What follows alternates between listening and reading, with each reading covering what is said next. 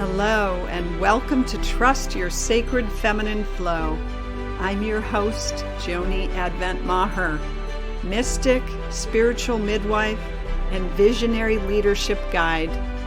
It's my great pleasure to share inspiring and intimate conversations and emerging wisdom gathered from our collective feminine journey of awakening.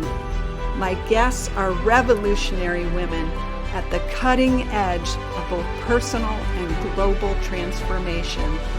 I invite you to join us in claiming our sovereignty, changing the world, and flourishing no matter what. Welcome to Trust Your Sacred Feminine Flow. I'm your host, empowered living guide, and spiritual feminist. Today, we're going to talk about the journey of becoming ourselves, which truly is a labor of love. So 13 years ago today, I was in labor with my daughter.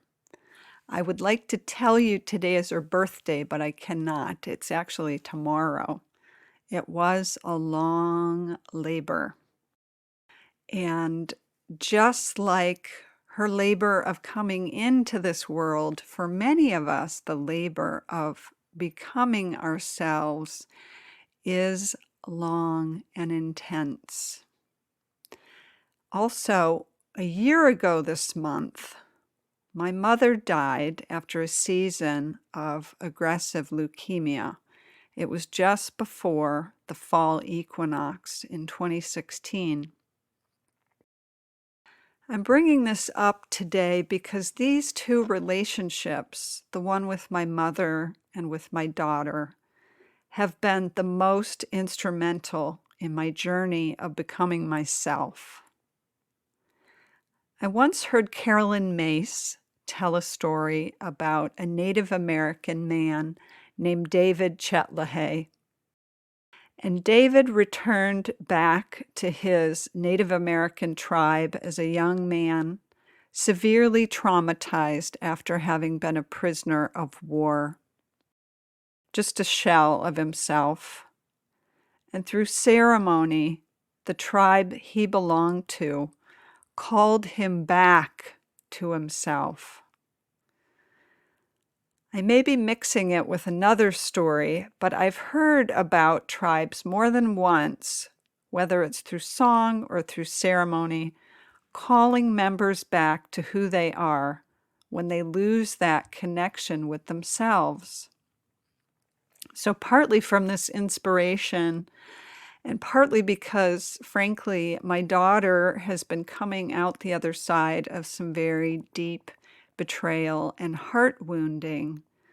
In honor of her 13th birthday, I reached out to the women who have seen her clearly and held the space for her for these last 13 years. I asked each of them to write her a letter, both about what they know of her and their wisdom for her.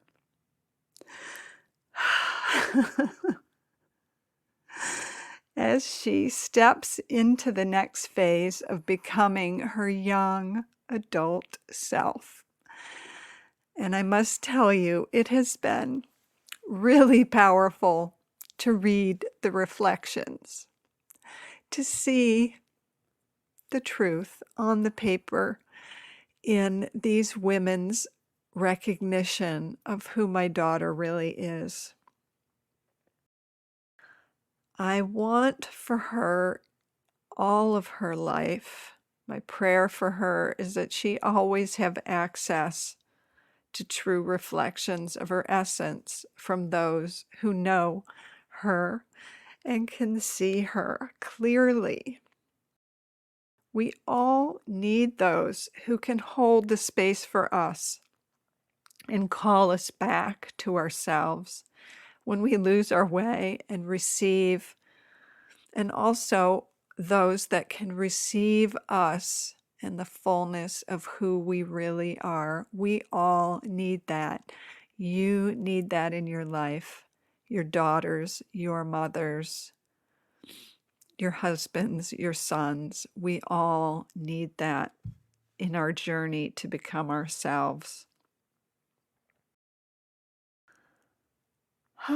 And as we know, we all have experiences in our lives which really disconnect us from that essential self.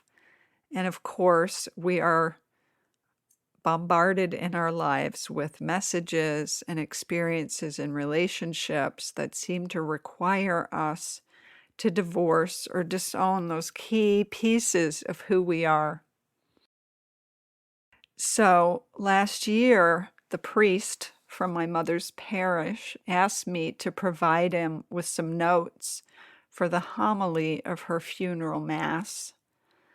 I took some time to speak with my mom's twin sister and to reflect on her life, and I realized for the first time how much of a leader she actually was, both in her spiritual community, with her sister, all of their lives.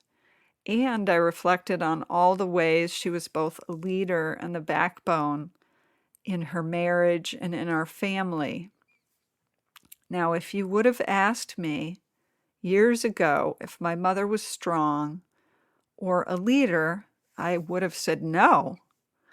If you had asked her that about herself, I believe she also would have denied it.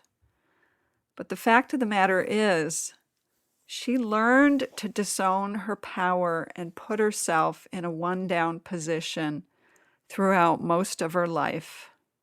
And my memories of her were more akin of Edith Bunker from the TV show All in the Family, who was kind of bumbling and dithery, as opposed to a woman of strength, leadership, and even vision. And my mom, I know, came by this honestly. She had so many experiences and messages in her life that reinforced this idea that she was worth less and without power. And this story was also passed down to her from her own mother, from her experiences. And then my mother, in turn, transmitted it to her daughter, to me. And I know that we are not the only lineage of women in this world that have learned that have learned to disown our power or to cut off parts of ourself to try and make it in this world.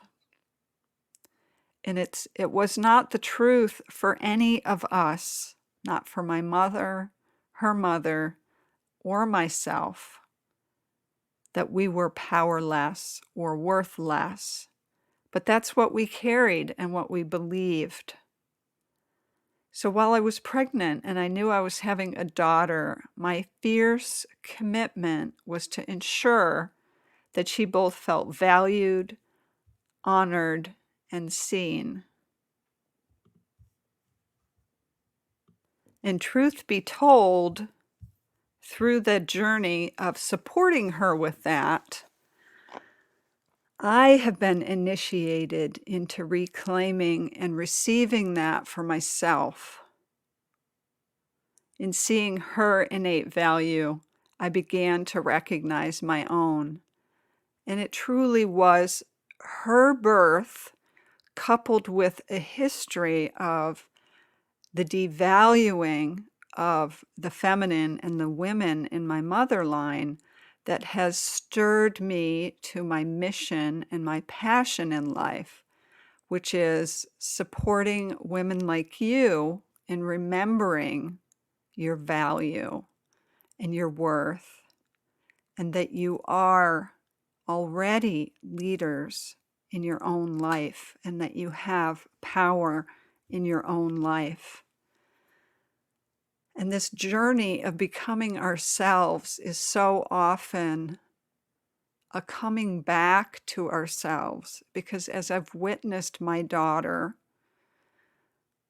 initially in all of her fullness and confidence and exuberance, and then move through this passage where she's taken some hits by life, and it really has thrown her for a loop, and it's really changed her sense of who she is. And as I see her in that recovery process,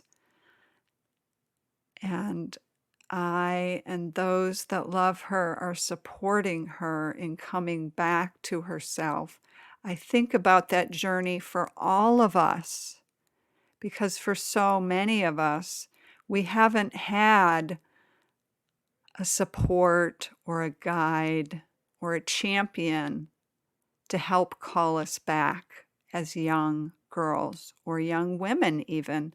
And so it sometimes takes us into our later stages of life that we find those individuals and we find those tribes that can call us back, that can reflect and see the beauty and the brilliance and the power of who you are. So I want to affirm for you today, my beloved,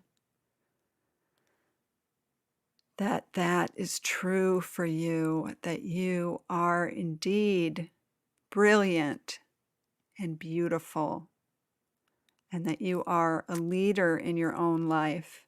And I deeply encourage you to find those people who can hold that space for you and that can receive you in the fullness of who you are. And with that, it helps bring forth, and it helps the blossoming, and it helps that birthing back to your true self and your true essence.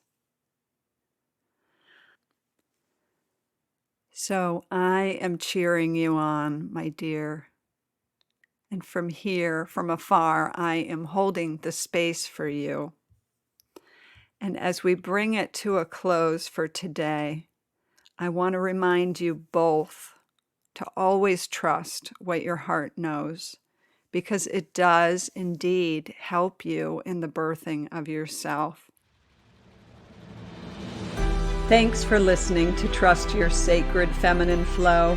If you enjoyed this episode, please share it with a friend and be sure to subscribe, rate, and review wherever you get your podcasts. And visit theradianceequation.com to receive your copy of The Radiance Equation, a visionary's guide to coming out of hiding, owning your wisdom, and creating your greatest impact.